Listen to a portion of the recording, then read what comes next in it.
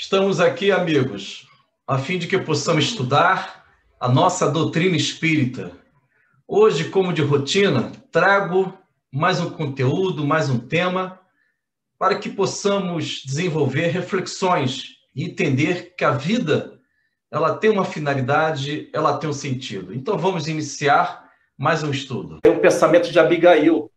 Abigail, quem leu Paulo Estevão deve lembrar, ela foi a noiva de Paulo de Tarso. Ela foi apresentada neste livro, Psicografia de Chico Xavier, e Abigail, orientando o coração de Paulo de Tarso, já convertido, o grande Paulo, ela diz uma verdade que tem a ver com a casa mental, que tem a ver com o nosso estudo. Eu não sei se o Itamar já colocou, ou Paulo? Já. Então, Esvazia-te dos pensamentos do mundo. ok. Abigail. Essa Marte cristã nasceu no primeiro século da era cristã. Ela, irmã de Estevão, ela quando diz esvazia-te dos pensamentos do mundo, lembram do jarro? Uma vez preenchido, o jarro perde a sua utilidade. Então é necessário que o jarro, somos nós, de alguma forma, estejamos vazios das coisas do mundo, para que, primeiro, possamos perceber a leveza do espírito do qual nós vivemos e nós sentimos. Nós somos espíritos. E quando nós alcançamos esta espiritualidade, entender que a nossa natureza é espiritual, por mais que as dificuldades se apresentam, a nossa motivação passa a ser outra. Isto é, a dificuldade, a tempestade, dias difíceis, nuvens cinzentas, representam valores pedagógicos, educativos para o meu mundo interno. Vejamos, por exemplo, o nosso olhar. Se o meu olhar ainda estiver no porão da casa, isto é, ainda sou o mesmo do passado, de muitas vidas que eu não desenvolvi a transformação do espírito, o meu olhar diante de uma tempestade é de temor. Mas se eu conseguir me situar no tempo presente e, através de ações heróicas, de virtudes, eu me lanço um pouco no futuro. Isto é, sinto angelitude numa proporção, claro, pequena, mas necessária para que eu possa me sentir alma e menos corpo. Nessa condição, o meu olhar, a minha visão diante da tempestade muda, mas muda muito. Vejamos, ao olhar a tempestade na condição de espírito em resgate, estou no porão, tempestade vai me gerar um temor. Chuva, vento, meu Deus, o que vai acontecer da minha vida? Bom, meu olhar agora é de um espírito esforçado no bem, me lançando para a angelitude, para o terceiro andar da casa, para a telha da casa, o telhado da casa. Meu olhar diante da tempestade, os ventos, as chuvas, têm funções essenciais para o ecossistema. O vento vai espalhar as sementes, vai renovar as folhas secas da árvore. Até a erosão, a água vai irrigar. A tempestade, no olhar do espírito equilibrado, redimido, tem uma função, tem uma finalidade, há um processo educativo naquele contexto. Diferente quando eu ainda vivo na minha imaturidade. Toda e qualquer dificuldade, eu fico ainda na rejeição da necessidade educativa da renovação do espírito. Não consigo sair dessa condição. Então, irmãos, como é fundamental entendermos esta orientação de Abigail: esvazia-te dos pensamentos do mundo. Porque nesse esvaziamento eu vou controlar a minha espontaneidade. Amigo Paulo, tu está com o livro dos Espíritos, tá, amigo? Irmãos? Paulo? Não sei se o Paulo está me ouvindo. Alguém está me ouvindo? Eu fechei o microfone, vou deixar aberto. É isso aí, meu amigão. Ô, Paulo, você é diretor. Você é diretor, Paulo. Então é o seguinte, Não, sou contra a regra. Visita a questão 463 do Livro dos Espíritos, em que vai falar sobre o primeiro impulso. E a resposta é interessante, que o primeiro impulso pode ser bom ou mal, dependendo da natureza do espírito. Tu pode visitar essa questão do Livro dos Espíritos 463. Se eu estiver enganado. Já estou procurando. É isso aí. Então, amigos, esta questão, ela fala do primeiro impulso. O primeiro impulso vem da onde? Do porão, do inconsciente. Achou? Olha só, a identificação dessa resposta sobre o tema casamental. Aí o passado nosso é esse primeiro impulso. E essa questão 463, ela está na parte segunda, né, do Livro dos Espíritos, né? Diz que sim, é. Diz-se que o primeiro impulso é sempre bom. Isto é certo? Pode ser bom ou mal, dependendo da natureza do espírito encarnado. É sempre bom para aquele que escuta as boas inspirações.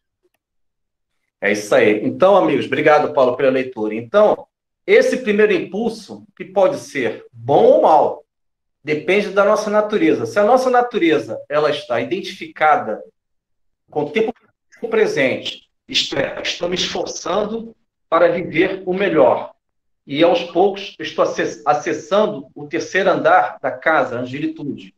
Esse primeiro impulso, ele pode ser bom, porque a minha natureza é do esforço, é da lei do esforço.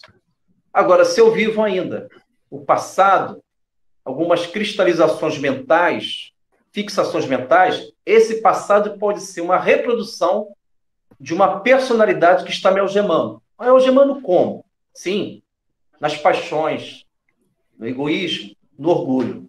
E é interessante, quando ainda vivemos de forma muito cristalizada no passado, nós vamos falseando os conceitos da vida. Amigo Paulo, lê por gentileza a questão 75, item A, do Livro dos Espíritos, em que Allan Kardec pergunta a respeito da razão. Por que a razão não é um meio infalível? E a resposta diz o seguinte: seria um meio infalível, seria um guia infalível, se não fosse falseada pela má educação, pelo orgulho e pela vaidade, se não estiver enganado. Precisa ler? Isto dá uma lidinha para poder a gente, se você puder, amigão. Eu posso ler a 459, você deixa? Qual? A 459. A influência dos espíritos? Perfeito. Claro, essa tem a ver com o nosso tema. Os espíritos têm influência sobre nossos pensamentos e ações? Em relação a isso, a sua influência é bem maior do que imaginam, porque muitas vezes são eles que vos dirigem. Obrigado, amigo Paulo. Então, irmãos, olha só, essas questões, nós lemos aí 459, 75 item A, 911, e vou incluir, por último, para não cansar os amigos, a 922. Esta questão 922 são postulados da doutrina espírita. São orientações, porque Allan Kardec, ao perguntar sobre a felicidade comum, se é possível a felicidade comum aos homens, aí se dá a resposta, dizendo o seguinte: em relação à vida material, a posse do necessário. Em relação à vida moral, consciência tranquila e a fé no futuro. Fé no futuro, o que seria? O telhado da casa, a superconsciência. Isto é, a fé no futuro amortece a dor, a dificuldade que vivemos hoje. Quando nós entendemos essa fé no futuro, essa vida espiritual, conseguimos algo importante para os tempos de hoje. Relativizamos a nossa dor. Racionalizamos a nossa dor.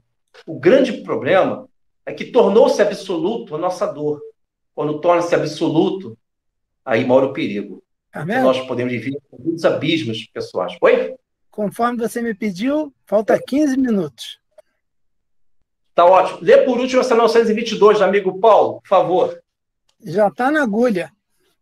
Sabe tudo, hein, Paulo? Você é o cara. Eu estou indo atrás de você. Ok. A felicidade terrena é relativa à posição de cada um, o que é suficiente para a felicidade de um faz a infelicidade do outro. Há, no entanto, uma medida de felicidade comum a todos os homens? E a resposta é exatamente o que o Carmélio falou. Para a vida material, é a posse do necessário. Para a vida moral, é a consciência pura e a fé no futuro. Essa questão é da parte 4ª do Livro dos Espíritos, das Esperanças e Consolações. Perfeito. Então, amigos, com esta resposta no 622 e as demais, podemos nos situar qual é o ambiente da casa que nós estamos visitando. Se eu tenho a posse do necessário no mundo material, eu estou me identificando com o tempo presente. Não estou criando sintonias com o passado, que no passado talvez eu abusei por excesso. E quando eu entendo que a minha consciência tem que ser tranquila ou pura, é porque a minha consciência está desperta. Estou no presente, discernindo o passado. Só vou permitir que o passado aconteça se forem coisas boas, equilibradas, moderadas, prudentes. E uma vez que eu estou no presente, que eu já entendi o valor da vida, estou desperto, não distraído, eu me lanço no futuro. Isto é, na vida espiritual, fé no futuro, e eu consigo alcançar este telhado, esta agilitude, esta paz. Bom, quem tem intenção de fazer alguma pergunta, fique à vontade, que nós estamos indo para o final.